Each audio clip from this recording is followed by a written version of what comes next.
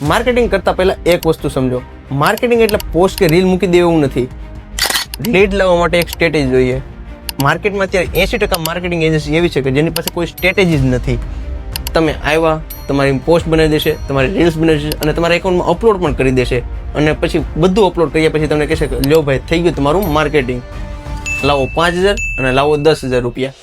અમારી પાસે જે પણ ક્લાયન્ટ આવે છે એમાંથી ઘણા બધા ક્લાયન્ટનું એવું જ કહેવું છે કે અમે બીજી જગ્યાએ ફલાણી જગ્યાએ માર્કેટિંગ કરાવ્યું હતું, ત્યાંથી નો અમને વ્યૂઝ આવ્યા, નો લીડ્સ આવી, નો કાંઈ રિસ્પોન્સ આવ્યો.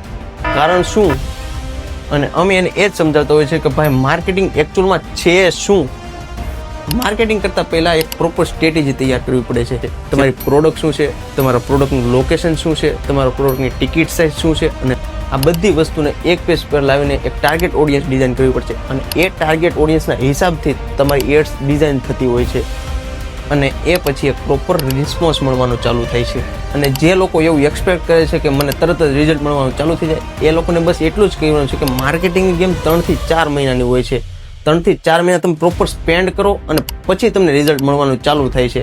એટલે એ લોકોને અમારે એ જ સમજાવવાનું છે કે એકચ્યુઅલમાં માર્કેટિંગ છે શું. પણ હા, એક વસ્તુ તો ધ્યાનમાં જ રાખવાની કે પોસ્ટ કે રીલ મૂકી દેવાથી માર્કેટિંગ નથી થતું.